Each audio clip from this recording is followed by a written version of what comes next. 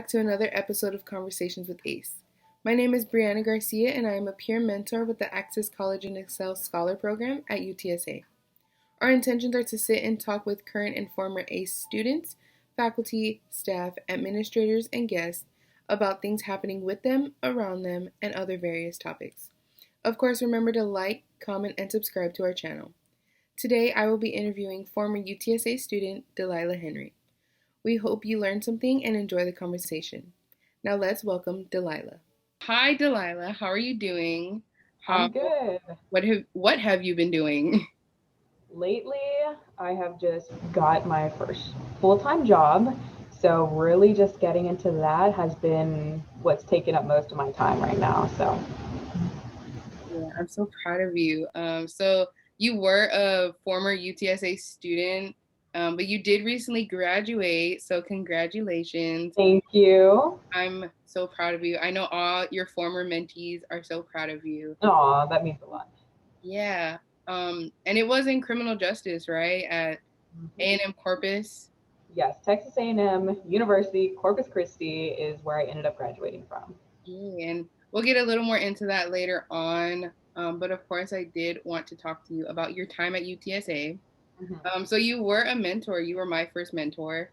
Um, by the way, that's why I'm a mentor now. I do Oh, use some of the stuff that you did with your students, with my students now. But how was it being a mentor? Like, how did you get into that, and how was like your experience with that? yeah, so I had a peer mentor. Of course, everyone, when you get into UTSA and you're first year student, you're assigned a peer mentor. And I just really loved what they offered me. I had two actually in my first year. One was more like goal driven. They wanted us to take all the opportunities we can do and just like succeed academically, which is great. Obviously, that's why we're there. But then the other mentor really took a different route of really personal, wanted to know about us and what we're dealing with as an individual. So I was like, that's really interesting how I have both peer mentors, but they're very different. So I kind of took that and then took, of course, the actual training when I did become a peer mentor and just made it all inclusive to, of course, academics, but also like their social lives and their personal lives. So that is how I got into it, was just like you having a peer mentor and being like, that's cool. And I want to do that. So that's how I got into it. That's really cool. I'm super glad that you were a mentor in general because I know you did impact not only me but a lot of other students. So how was like your connection with your students and like what did you learn from them and everything? I absolutely loved my students because everyone is so different. Everyone brings so many different things to the table. And I mean, I'm glad to hear that y'all took something from me, but I mean, y'all inspire me as well. You know, we have students, like I said, from all different levels. So for the students that were like really out there doing all this stuff, starting their own businesses, I was like, what am I doing? You know, I need to step up my game. But also there's students that you do learn from. And I think one of the things that I learned most about, well, taking from peer mentorship into my life would be that not to not to judge people too quickly. And this is a story in regards to actually having like a bad student, someone who is really withdrawn, someone who really didn't want to be there. I don't know if you've had any of those, but it was really hard having the meetings with this person. And at the last meeting is when they finally like opened up, and I was like, oh wow, like they're really talking to me now. And in that point, I really took advantage of that to be able to help them through what they were going through. And I think that just reminded me, like in life and as a person, meeting people everywhere, strangers included, that you never know what somebody's going through, you know? And I at first took it very personally, like, man, they don't like me. Like, they don't want to talk to me. They don't want to be here. Like, I kind of don't want to do this with this person. But then after realizing, wow, they were just really going through it and projecting those emotions to me, even though I wasn't the one that necessarily like deserve to be getting them, but it just reminds you like no matter what in life, like somebody has a story, somebody's going through something, and to just take every day with kindness. So that is definitely the number one thing I took and that I apply to my everyday life now. All right, that's I love that. I do remember a few students being like, because we were all in the same class, and I remember some students being like, I have to deal with this class and I have to meet with a mentor. And I was like, I love Delylah. What are you talking about? So I do remember some students being like that, and I was just like, she's helping us. We're helping her. We're just like, the way I saw it was like that class was like a family kind of. So I was like, I don't know how y'all are acting like this, but it's Yeah. okay. Your class was like, look, I'm not trying to say I have favorites, but that was an absolutely like great experience. And I know from my supervisors that they were like, this is ideal. You know, they like were really patting me on the back. They were like, with the professor to the TA to the peer mentor and the students, like this is what we want our program to look like. So I feel like y'all really got the best of everything. And then being downtown is very different as well, you know, because of course this is for UTSA. Y'all know the downtown campus is not on main campus. And for students who are starting out, sometimes they have classes main and downtown. So for students to work with me and me to work with them on where to meet, I mean, y'all did great. That class was absolutely amazing. I have pictures of us, and I still have the magazines of us. Like, it was great. Y'all were great. So when you did get to my class, how long were you a mentor already? That was going on my second year. Your class, at the end of that, I would have served already 150 students. And then y'all went into UPM, and we continued that through UPM, so I didn't get another class there. So I was a peer mentor for a total of 2 years. So you were a mentor, but what else were you involved in at UTSA? Because I know you were like, you were doing everything. You were doing the college experience. So like, what else were you involved in? Yeah, so at UTSA, I really did like anything and everything. Um, but for the most part, what I was like really involved in, I did play flag football. I played on a co-ed flag football team, so that means we played with the boys and girls, and that was great. That was so much fun, and I actually had one of my mentees from the first time I was a peer mentor join the team, and my bond with her grew even more, you know, because it was kind of outside of that peer mentor setting, so she became more of a friend, and that was great. I was an orientation leader my first year and then continued to be vice president the following year. And then other than that, like I did so many things here and there. You know, I just really wanted to experience so many things. I was in first to go and graduate because I was a first gen student. I I know at first I went to like parkour club. I mean, yeah, we were jumping over sidebars and sidewalks. Yeah, but I don't know. I don't remember everything, but those were some of like the prime experiences that I did and tried. Yeah. And then also, I remember you saying that you're not even from San Antonio. You're from, of course, your hometown, Corpus. So what made you want to move away from home and come to UTSA? Yeah, that's a great question because that made me think about why did I go to UTSA? So there's two big reasons. The one reason is kind of really silly. Whenever the people from UTSA came to my high school in Corpus, you know, they give the presentation about, you know, the school. And I remember seeing the rec center and being like, wow, look at that. Like, that is the biggest gym I've ever seen. And during the time, I was really athletic, not so much now, but during that time, I was like, that's awesome. And they have the rock wall there. And I loved rock climbing. I mean, I used the rock wall more than anything else in the gym. So it was so much fun. And then that was like one of the first reasons I was like interested. And then I was just ready to go. Like, I love my family and all, but I was like, I need a piece on out of here. I need to go do something for me. And San Antonio, I just really loved the culture of it. I loved everything about San Antonio.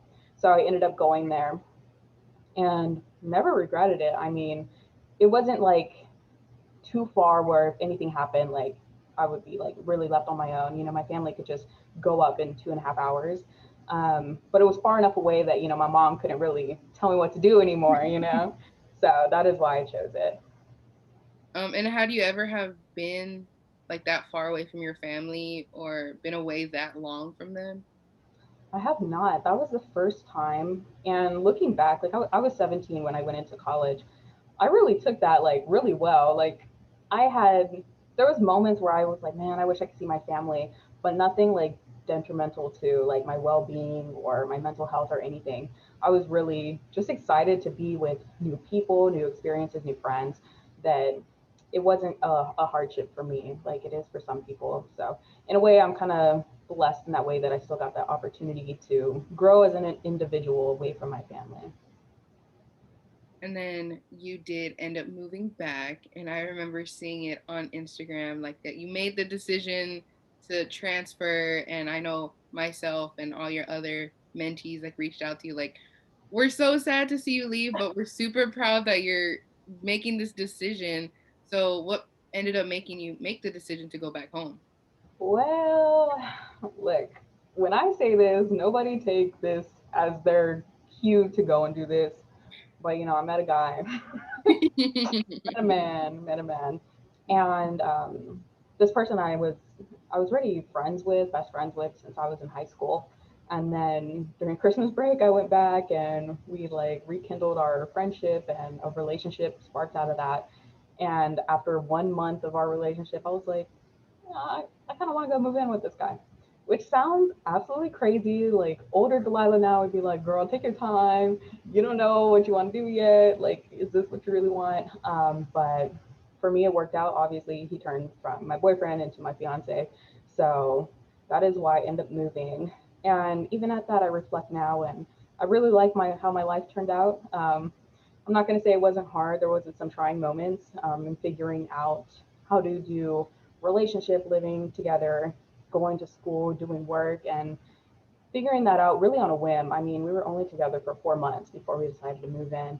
So it took a lot, but I mean, I don't regret it now. It's been great, and we have so many things together, and life is moving forward together. So that's what's most important. Of course, I got my degree either way. So Show us the ring. How's the ring doing? the ring is currently in the bathroom because I was washing my hands because I went to the Yep. bank. But I do that all the time with my jewelry, even if it's like a bracelet or anything. I did that one time actually, but I had like the coolest ring I thought ever. And this was when we were still on campus. And I mhm. took my ring off to wash my hands and I left the bathroom. This was on campus.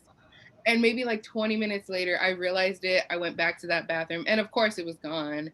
And Mhm. oh my goodness, I called my mom and I just started crying. And she was like, we can order you a new one. And I was like, it's not the same. But uh, Yeah, I yeah. really, I really shouldn't do that, but you Yeah, live. especially with COVID.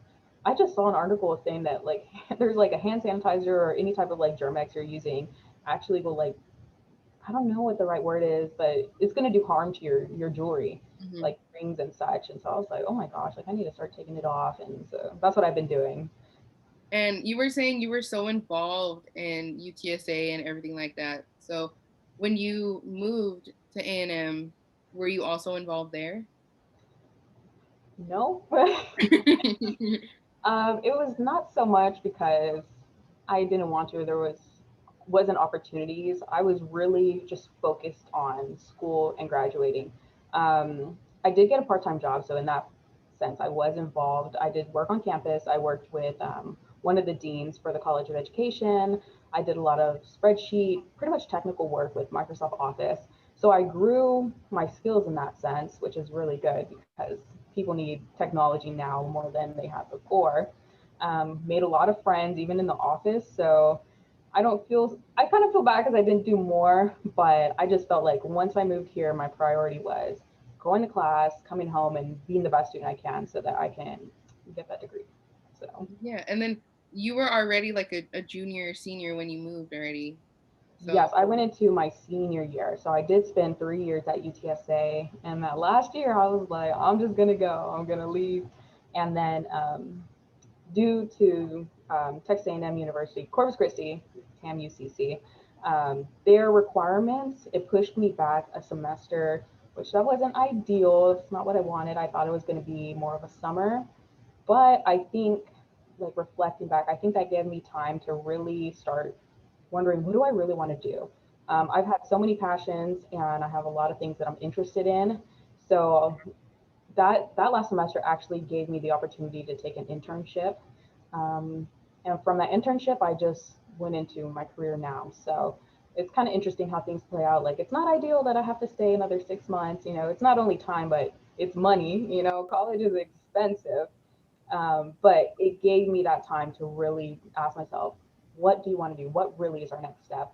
I don't think I would have been prepared to graduate in May, whereas I felt really good about graduating in December. So sometimes I think things just work out that way.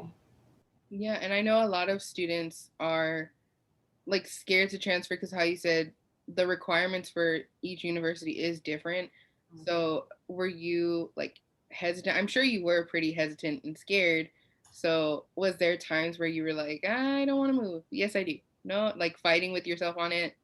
Yes, of course. And all of that really did have to do with, because I told myself, if I get pushed back a whole year, I'm not going to do that. I'd rather just try to make it work with me being in San Antonio, even though I really want to be here with my man. So, yeah, and it was really hard to, and nothing wrong with TAM-UCC, nothing wrong with it. But during that time, the advisors left, and then they're going through advisors to trying to help the students who, their advisees, I guess I should say. So each of the advisors kept telling me something different, and I was like, oh my gosh, like this. I was just crossing my fingers. I was like, please, like let this not be as scary as it seems. Um, but once I finally got an advisor, that's when she told me, yeah, you're gonna need a whole other semester. But I was already there, there was no turning back at that point. So I rocked and I rolled, but like I said, it worked out. So it's not like hugely disappointing, but yeah. So when you were at UTSA, or you're probably like what was the timeline? Like were you in school and like you're like, okay, it's registration time, and instead of like registering for classes at UTSA, you were like, I'm gonna look into another school. So how was the timeline at UTSA while you were looking into A&M? Registration for the next semester would have happened for UTSA, it just kind of cuts off. Like, you don't have to do anything at UTSA. You don't have to say I'm unenrolling myself. You just don't sign up for classes. And during that time is where I did like financial aid and registration for TAM UCC. So yeah, it was kind of weird. Kind of felt like you're cheating on your university. You're like, gotta go. Don't be. I'm not doing that. Don't check my web history of TAM UCC. Okay, so you're moving back home, you're getting comfortable, you have your new home, your new life, your man, all this going on, and then COVID hits. I'm Mm-hmm. sure, I mean, it hit everyone like a truck. I know with me too. Um, so how was it like you're doing all these things? You said you had your job at school, you were getting comfortable in school finally, and then COVID hits. So I mean, how was that for you having to adjust to virtual learning now? Yeah, I think so. Even before COVID, people were already offered online courses. Mhm. And I was like, what, I'll see how it is. Maybe that's something I want to do.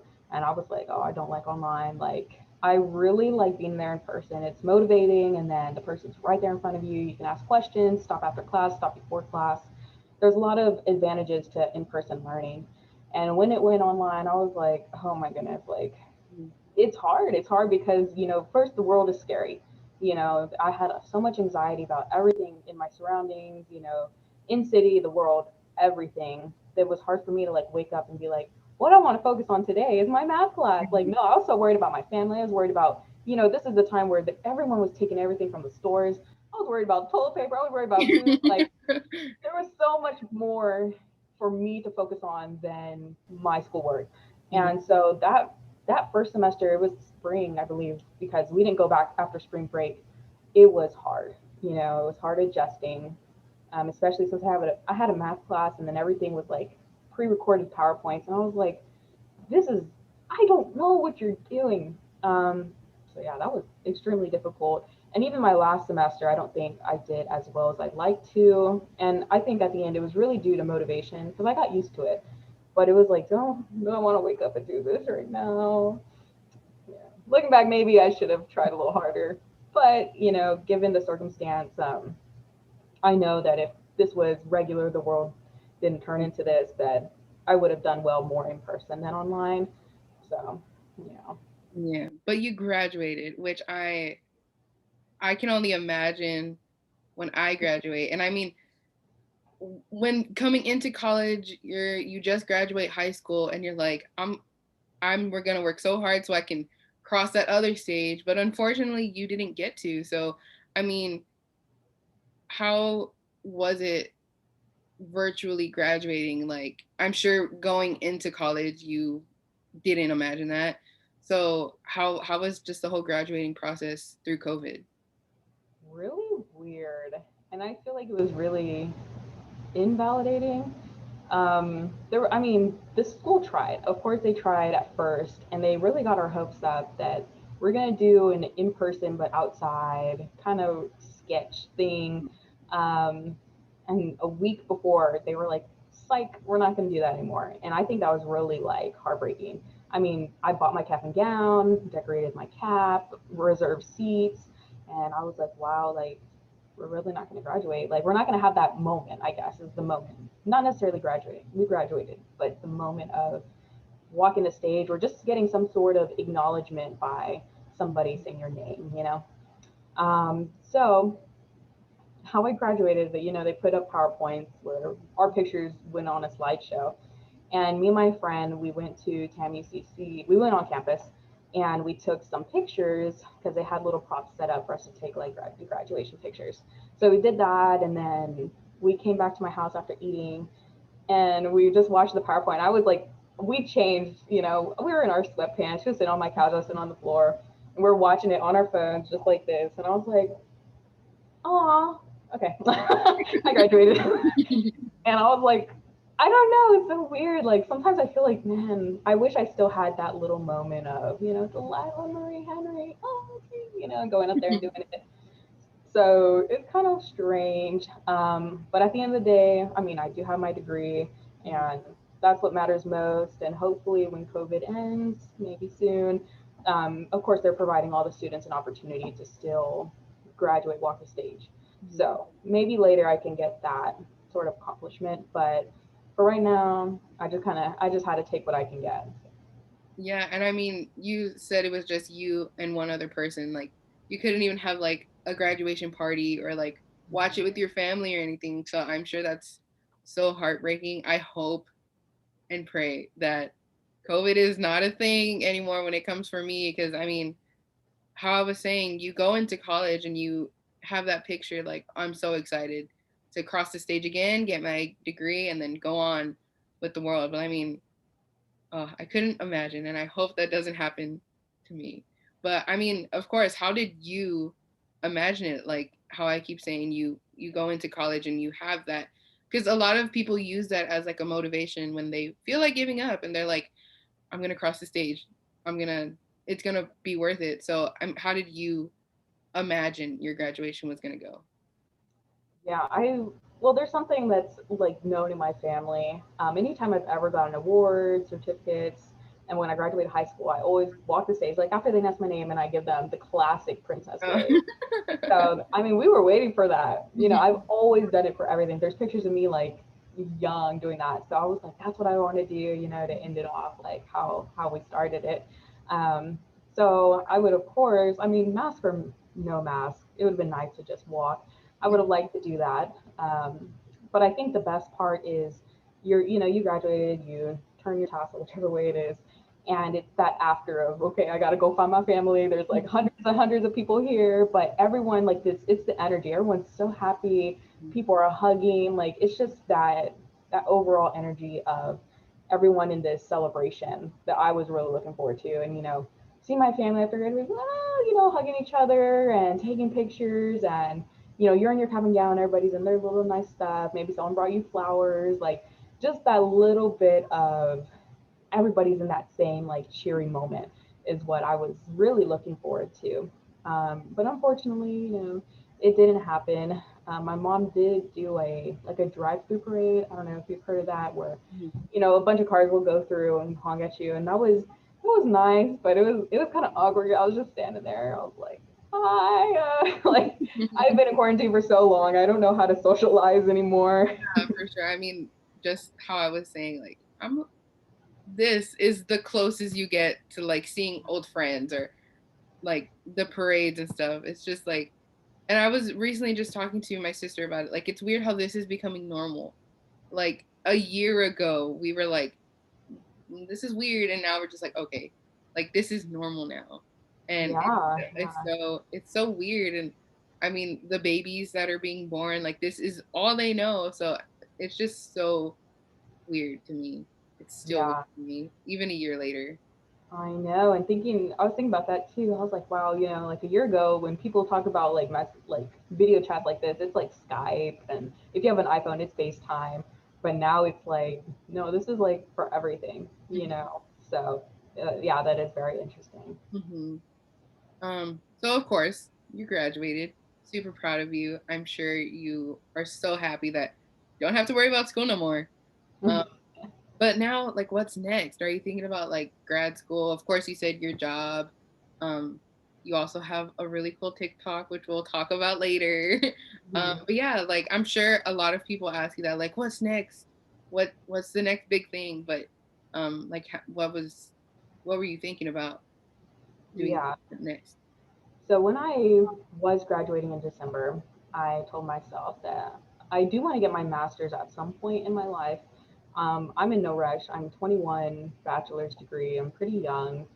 So I don't see, if I have to jump into the next thing, like I want to just take my time. I got the most important thing to me done. Um, so that's what was most important. But I did get a job. I have a full-time job. I work with Child Protective Services. So yeah, getting involved in that and furthering into that. But it did make me realize that the job is very demanding, which I knew of. Um, so I don't think for right now, that I'm gonna go to school and work a full-time job with this specific agency. So I think I want to just gain the experience, and there's a lot to learn. I've been there 1 week, but during this first week, I've already done so much. Home visits, actually seeing families and children. So it's like, wow, this is incredible. I absolutely love it. So I think I'll stay with this for a couple of years and maybe move back to San Antonio. Like, I really like San Antonio, and maybe get my master's from UTSA so I can say, well, I got a degree from UTSA after all, Would you love know? that. Yeah. So I want to get my master's at some point, and I want to probably get it in either counseling or social work. Mhm. You can get counseling certified through a social work program. So I want to do that. And then later in life, either go back to counseling kids and kind of go with still like child protective services, kind of more in that route, or I want to counsel sex offenders, which is like the completely other route of it. But yeah, so it's like victim or offender, both interest me. But like I said, I'm not even worried about that. When the time comes, and I'll know when it happens. So Yeah, for sure. And you recently did say that you got recognized by one of like the higher ups in your class, in your job. So how was that? You said you've only been there for a short time, so I'm sure you were like, yeah, like you were so excited probably. yeah, we were doing a training, like a case scenario training, and I guess just like my input and my thoughts, they like private messaged me and they were like, "You were doing awesome, and you just started this week." I was like, "Wait, is this the lady leading this?" And yeah, I was the regional director. So, um, CPS, they cover 11 counties down south. So she is like the top of the top. And then the other lady as well, she messaged me and she was like, "I'm so happy to have you on the team. You're doing really great. I can't wait to see like how you grow." And I was like, "Oh my gosh." Like, so I mean, that was really exciting. I was like, does this happen to everyone? And I think it's just being there and paying attention. Like, the agency is great. These people are extremely supportive and they want you to succeed. So if it wasn't so much like, "Hey, you're doing amazing," it was so much that we're here, we're supporting you, and we want to acknowledge you. So either way, it was awesome. I was like, it was virtual, so I was like trying not to blush. I was like, Yeah, for sure. And I mean, as long as I've known you, you've always done something. When you do, even if it's the smallest thing, you always put 110% in it. You never do anything like, I'm just gonna do okay. Like you've always done that. You've always given your all. So I'm sure that's what it was. They're like, this girl has only been here for a short time and she's already doing 110. So of course you would get acknowledged. Once I saw that, I was like, of course Delyhlah would. That's so nice. Thank you for that, actually. And then you said you're doing like home visits and stuff. So are they like actual home visits, like being in the home? Hmm. How does that work? Yeah. So before, I believe, like when they were still trying to figure out everything with COVID, that they were doing it online. But now I have a mentor, and we go out together. So nothing's on my own yet, which I wouldn't want to be. I don't know so much or to do a good enough job.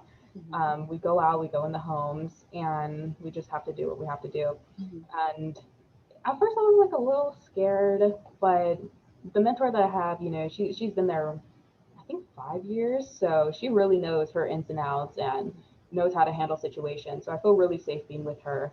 And even when you're in like bad situations, like she told me how, and the way she handles herself is like, how do I say, you can really like take that from her and be like, okay, that's how I need to handle myself if something doesn't feel right. That professionalism at the most, Mhm. and just leave. So it's not too bad, and no one wears masks in their own home, so COVID in regards to that is a little scary. But make sure you wear your mask, make sure it's on right, of course, make sure you use hand sanitizer, and you just gotta cross your fingers. Yeah. So Yeah, for sure. I mean, I know so many people that take so many precautions, like wash your hands, keep sanitizer in your purse or pocket, wear your mhm. mask, and like they'll still get it. And COVID is so scary, and I want to live in a bubble. So props to you for actually doing these home visits, going to a home that you don't know how they take care of their home or anything like that. So props to you. I I could not do that. Okay, but also you have your amazing TikTok. I love your videos. Me and my boyfriend will just lay in bed watching your TikTok sometimes. They're so funny. I love them. So, like, what made you start TikTok? Was it like, I'm in quarantine, I have nothing else to do? Like, so how did you start your TikTok? Yeah, I honestly was just curious. At first I was like, TikTok, what is this next big thing? Like, I was just avoiding it, Mhm. and I was like, I'm curious. I'm genuinely curious, like, what it is. And I think the reason why I made my first video was, I just saw a trend somebody was doing. I was like, that's kind of funny. Maybe I'll make a video. I didn't expect anything out of it. And I had like 3,000 views, and I was like, oh my God, the most likes I've ever gotten on a post was like 100. So 3,000, I was like, this is crazy. Like, it's funny. And then, but that didn't necessarily like start I guess, my vision to like try to hit my creator fund. Mhm. Um, I actually made another video, another trend, and like, mind you, I know nothing about TikTok. I don't know how the algorithm works. I don't know the ins and outs. I was just doing. And I made one with my fiance, and it was like 10,000 views, 70,000 views, 100,000. I said, this is insane. Like, this many people are really looking at this right now. And that one ended up being my first video to hit over 1 million. And I was only on TikTok for like less than a month. So I was like, whoa, like this can be something. Like, people think I'm funny. I mean, I am funny, but people online think I'm funny. And I mean, at this time, I only had like 600 followers, which is crazy. That's the most followers I have on any account. Um, but I was like, wow, you need 10,000 followers for the creator fund, which was like 600, 10,000. Like, that was a very large difference. But I was like, if I keep doing it, learn more about the algorithm, learn more about producing videos, like, maybe, maybe in my long dreams. But yeah, I eventually hit that. So that was crazy. Yeah, and then you are talking about the creator fund. So, like, how was it just getting? I mean, I don't know anything about that either. I don't know. Like, I know people are like, I've heard kids, like, when we were younger, it was like, I want to be a doctor, I want to be an astronaut. Now people are like, I want to be famous, and I'm like, why? Um, so I'm sure, like, when you got that check or whatever, you're probably like, wow. I Of course you said you didn't expect it. That's not what you joined the app for. So just how was that feeling? Like, I'm doing something fun, but I got paid for it, kind of. So like, how was that? That was one of the like craziest experiences, because it's like, never have I ever been like, I'm gonna be a social media influencer, like in my long dreams. And for a while, like I just kept putting out videos, and you really have to learn like your own niche and what does your audience like when they're most active. Like there's a lot of things that for well at least for me that I look into so that I can hit my target audience at the target time to get the views that I want to get. So I was just putting out videos, and eventually, 5,000 followers, and then it was like at 9,000. It was really slow at 9,000. I said, right when I needed to hit 10,000, you guys want to slow down on me. And I remember like I was trying everything. I was like, man, maybe I need something different. And I was just messing around at my job, have my filing cabinet. And I was like, it'd be funny if like I pretend to open a filing cabinet. I put what did I put? Do you know the Muffin Man? Everyone knows that line. Oh yeah. I was like, that's funny. That's funny. I just thought it'd be like a haha video, like 1,000, 2,000 views. Um, and so I did it, and man, that video blew up. Like my videos, million to million is good. This video has like 5.5 million views, and people just found it hilarious. And I remember like it was one of those videos I like posted it, cooked dinner, ate dinner, showered, was going to sleep, and I was like, oh, let me check. And I was like, out of all the videos that I tried, guys, you want to blow up the silliest one, this video. And that is what took me from 9,000. And after that video, after it hit its climax and was just kind of coming down from the views, I had like 16,000 followers. So one video, 7,000 followers in like 2 days. It was insane. So but as soon as I hit 10,000, like I was waiting there like 9,998, 9,999, 10,000. I applied for the fund. Of course, I got accepted into it Mm-hmm. and started making money. And yeah, I made a nice chunk of cash that first month. And now that it's kind of sad, but now that like I'm more focused on my job, I'm not Mm-hmm. putting out videos as Mm-hmm. frequently, but I still try to, when I do, I try to make them, quality videos so Mm-hmm. that, followers see them and they're like, okay, yeah, she's still here. So, but, your life goes on. Yeah. So, And then you recently did get interviewed by Buzzfeed, and that's insane. I mean, I remember being in like middle school and taking like the little Buzzfeed quizzes and stuff. And then now, of course, Buzzfeed is like a huge company. And then you got interviewed by them because you started a trend about women coming out talking about the craziest things that a male doctor has told a female.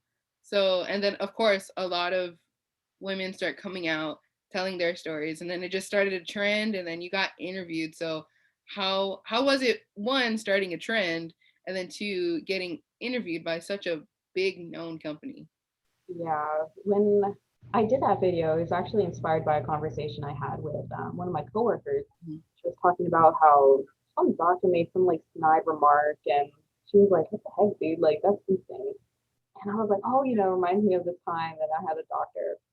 So yeah, I went to the doctor. I went to the emergency room because I was bleeding from my butt, and I was like, this isn't normal. Like, it's kind of scaring me a little. And of course, I'm in San Antonio, so my mom is, 2.5 hours away.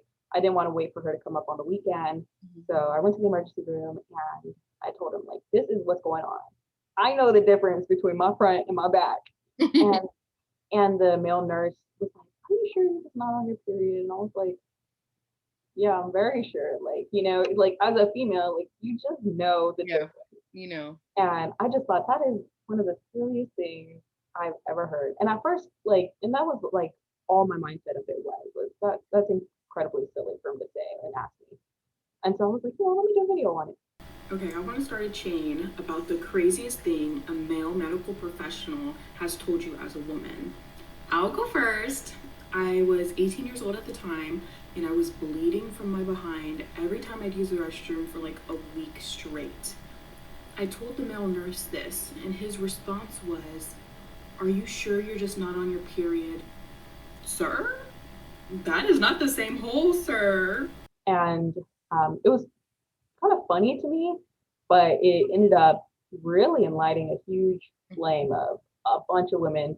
And what I learned from like my comment section, all the stitches, duets from my video is there's so much more serious issues in this. related video. And then it kind of turned like, like I said, like a more serious tone. And people, I mean, verified users were, duetting and stitching the video. And I was like, wow, like people really have a lot to say. So in that sense, I kind of changed my tone from, this was like kind of like a ha, like this is crazy, to like, man, people need to hear about this. So, I mean, I don't know how many comments there are. There's a lot. I try to respond and just really watch a lot of their stories. And I was like, wow. So whenever, so that's how the trend started, was people just speaking up, and which is great. If you can be somebody that inspires people to say, hey, me too, like, hey, I got a story for you. It's empowering at all, because most people, they'll keep it to themselves, maybe tell friends, family, but to be open on a social media where it's public to everyone and say, this was my experience and this was horrible. I think that's really brave. So I'm really glad. It was kind of weird because it was me, but I'm kind of glad it started in general.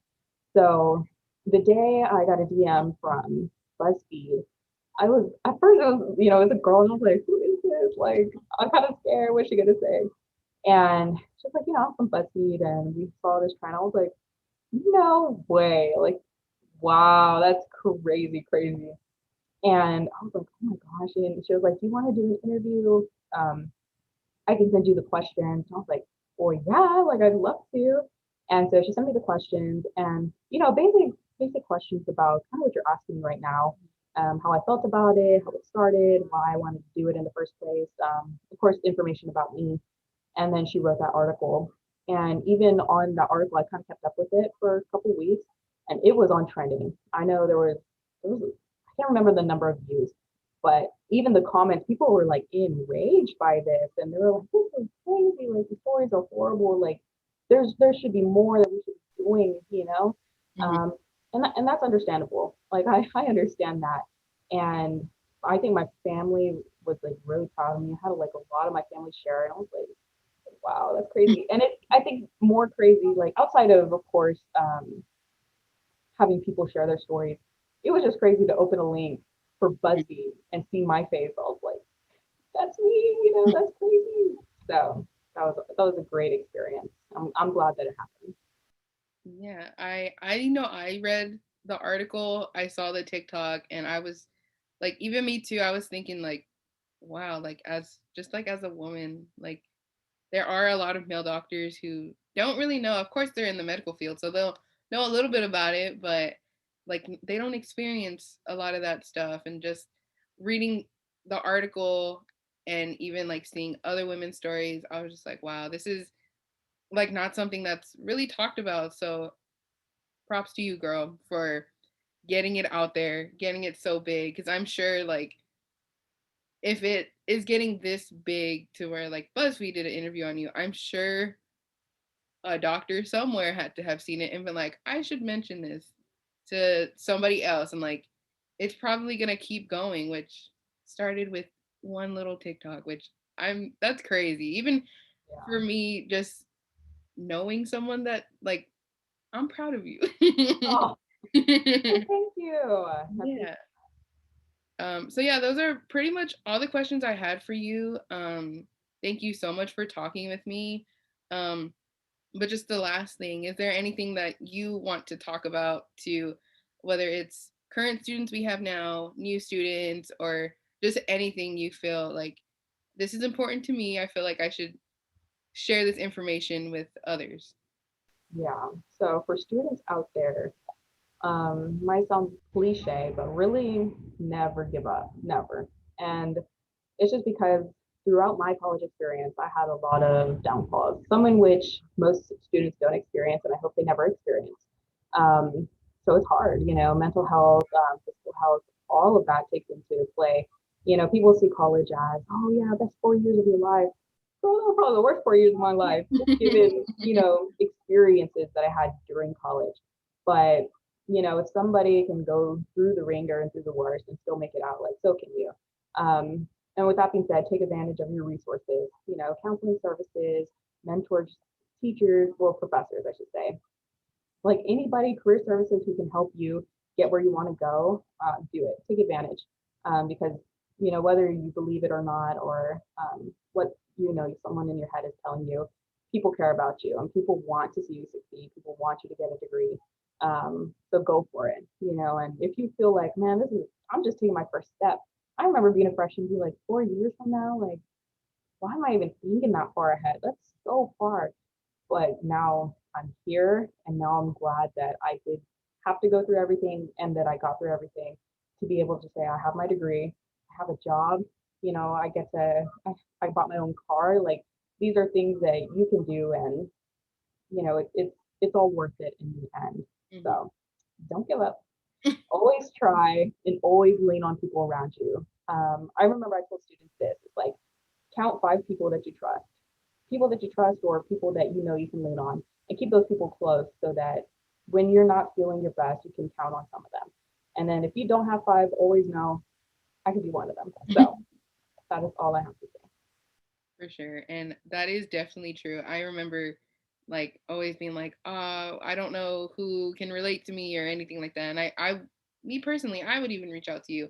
So I even myself try to do that with my students too.